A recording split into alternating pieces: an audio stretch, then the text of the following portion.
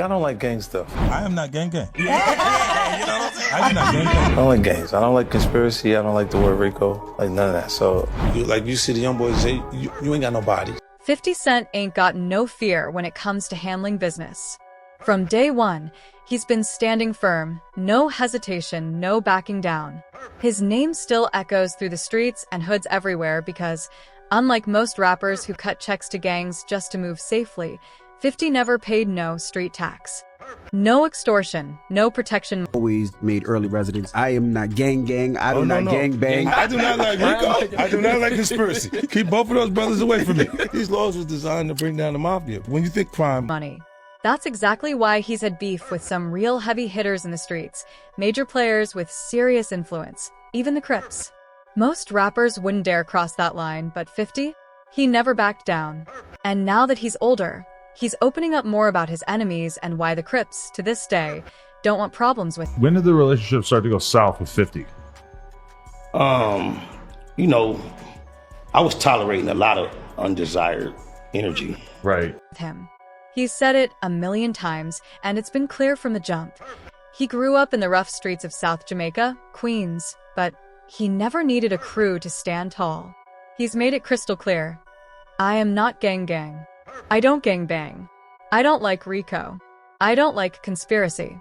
Just because 50 Cent left that street life behind. And against my advice, he prompted the homies to take the stage with him, and he announced to the San Diego crowd something to the effect of, "What's wrong with this picture? I'm a New York with 100 Crips on stage." Behind doesn't mean he isn't still connected or respected.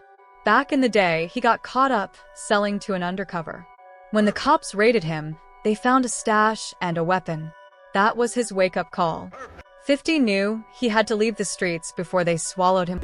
50 was the type of dude, he was outside when he was 12 years old.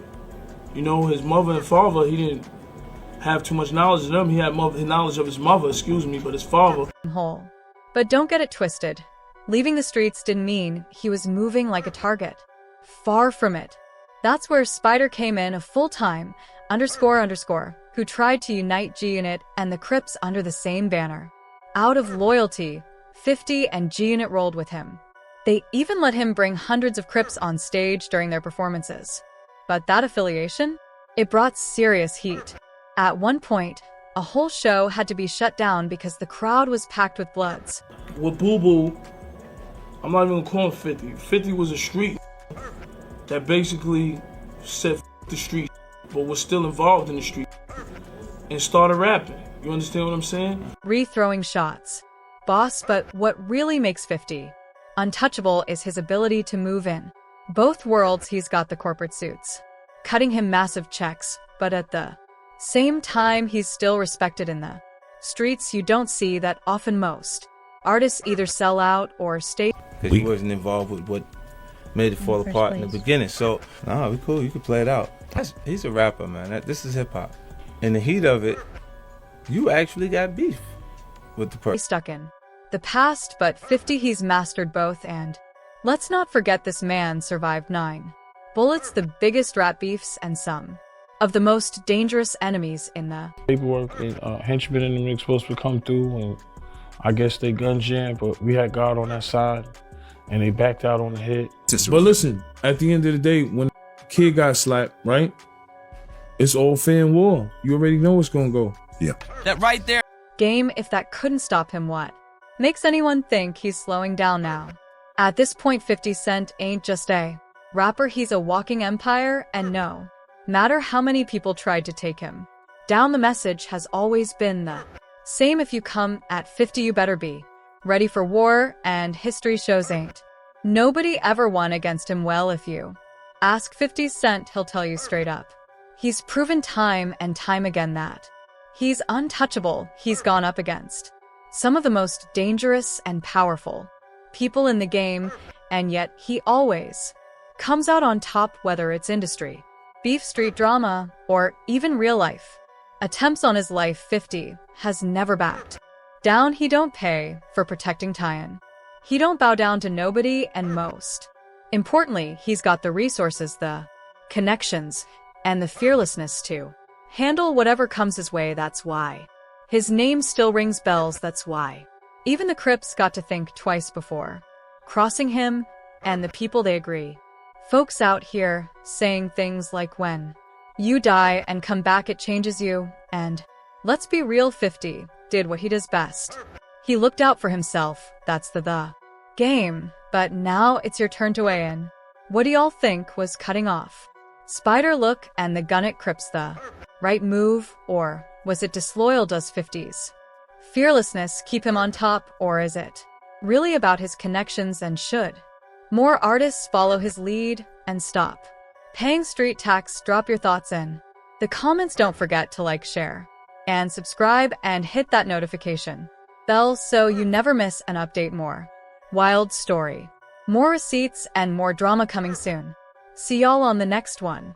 Things got real wild when Spider Lock's music video shoot was lit up with bullets. Rival gangs were pulling up, and the streets were way too hot. 50 Cent wasn't about to let all that chaos ruin his business. So when things fell apart with G-Unit, Spider Lock didn't even fight for a spot. He just disappeared. No resistance, no pushback. That right there tells you everything about who really had the power. See, 50 has never been scared to stand toe-to-toe with the biggest names in the game.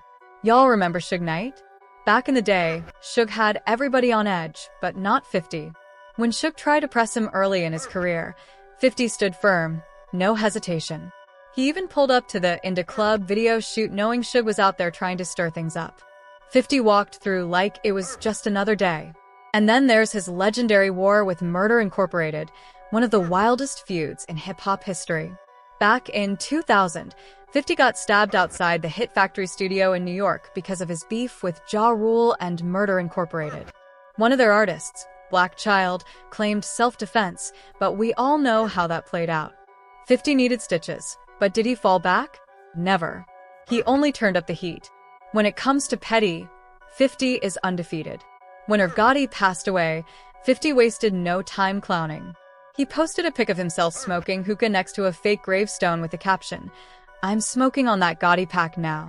God bless him, LOL." Savage. But this isn't just about industry beef. 50 has survived real attempts on his life. In the infamous 2000 shooting, he was hit 9 times. Most people wouldn't have made it, but 50? He shook it off and came back harder than ever. No hiding, no laying low, just pure domination. His fallout with Bang M Smuff is another example. Smuff used to ride with 50, but by Summer Jam 2004, it turned ugly. Smuff and his crew sat front row just to taunt him. Did 50 let it slide? Nah. He straight up disrespected them, throwing cash and splashing water in their faces. Chaos erupted, chairs flying, shoes thrown, but 50 stood his ground. The most dangerous feud, though? Jimmy Henchman. If you know his reputation, you already know he wasn't one to play with. Things popped off in 2005 when 50 dropped the game from G-Unit, who Henchman happened to manage. Tensions escalated from threats to violence. By 2007, G-Unit members allegedly jumped Henchman's 14-year-old son, turning the beef into all-out war. Weeks later, Lodi Mac was gunned down in what many believe was revenge. Henchman was eventually convicted of putting a hit on Mac and got life plus 20 years.